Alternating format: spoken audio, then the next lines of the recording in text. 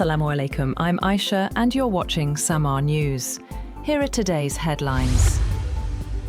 Iran's parliament speaker and top negotiator Mohammad Bakr Qalibaf says Tehran will not approve any agreement with the United States unless the rights of the Iranian people are secured. Speaking at the opening of parliament, Qalibaf said Iran has absolutely no trust in US promises and will only move forward based on tangible results. He added that Iran will not fulfill commitments unless it is fully certain its conditions are met. He stressed that Iran's negotiating team remains firm in its approach, saying the country's stance is backed by readiness to sacrifice for the people of Iran. Israeli troops have captured the strategic Beaufort Castle, a Crusader-era fortress overlooking southern Lebanon. The seizure of the hilltop stronghold near Nabatea followed days of intense fighting and airstrikes in surrounding villages. According to reports, the operation marks Israel's deepest advance into Lebanon in more than 25 years. President Donald Trump has said that the United States is pursuing a great deal with Iran, but warned that failure to reach an agreement could lead to renewed military action. Speaking to Fox News, Trump has said that he would prefer a diplomatic solution because it would save a lot of lives. He has maintained that the Strait of Hormuz could be reopened immediately if a deal is signed. The US president has cautioned that if negotiations fail, the US would go back and finish it off militarily. US President Donald Trump has revised a proposed framework aimed at ending the war with Iran and sent the updated draft back to Tehran for consideration. According to the New York Times, the US officials have stated that Trump was disappointed by Iran's delayed response and continues to have concerns about certain provisions in the proposed deal.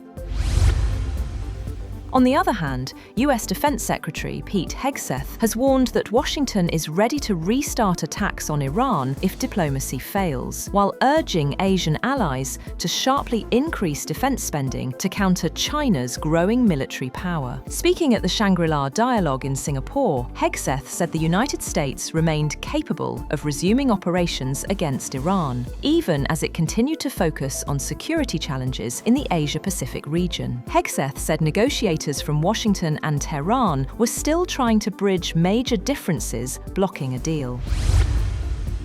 US Central Command says American forces have disabled another commercial vessel accused of violating the naval blockade on Iranian ports. According to CENTCOM, the merchant ship Lian Star ignored multiple warnings while heading toward Iran, prompting a US aircraft to strike its engine room with a Hellfire missile. The US says it has now disabled 5 vessels and redirected more than 100 others as the ceasefire with Iran remains in place. On the other hand, Iran has reaffirmed its control over the Strait of Hormuz, warning commercial and military vessels to follow its navigation rules. Iran's Khatam al-Anbiya central headquarters says ships must use designated routes and obtain permission from the Revolutionary Guard Navy, while cautioning that any interference with maritime operations could trigger a response. Meanwhile, fighting has intensified along the Israel-Lebanon border despite a US-backed truce, with smoke rising across southern Lebanon and rockets exchanged between the two sides. Benjamin Netanyahu says Israeli forces have advanced north of the Litani River, while efforts continue in Washington to secure a broader peace deal and disarm Hezbollah. Pete Hegseth has also told reporters that the United States, Britain and Australia are working together to develop unmanned undersea vehicles as part of their trilateral AUKUS defence pact. The programme comes under AUKUS's so-called Pillar 2 to develop advanced defence technology including quantum computing, undersea, hypersonic, artificial intelligence and cyber technology. He said the signature project will deliver a suite of highly adaptable, multi-mission UUV payloads designed to support undersea operations and maintain our collective advantage in the maritime domain.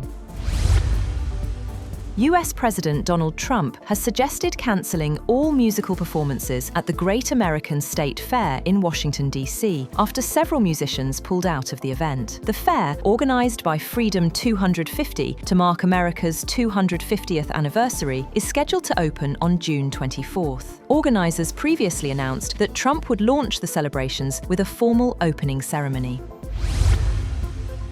Meanwhile, Trump's physician has said in a memo released by the White House that the president remains in excellent health, citing results from an examination this week that indicated the 79-year-old continues to experience slight lower leg swelling and benign hand bruising. Dr. Sean Barbabella wrote in the memo that the president remains in excellent health, demonstrating strong cardiac, pulmonary, neurological, and overall physical function, adding, "Trump is fully fit to carry out all duties of the Commander-in-Chief and Head of State." Tedros Adhanom Ghebreyesus has called for greater international support to combat the spread of Ebola virus disease during a visit to the hardest-hit region of Democratic Republic of the Congo. Speaking in Bunia, capital of Ituri province, the World Health Organization chief has said that the international community was assisting the Congolese government, stressing that more support was needed to contain the deadly outbreak. That's all for now. For more updates, visit www.samaa.tv. Thank you for watching Samaa News.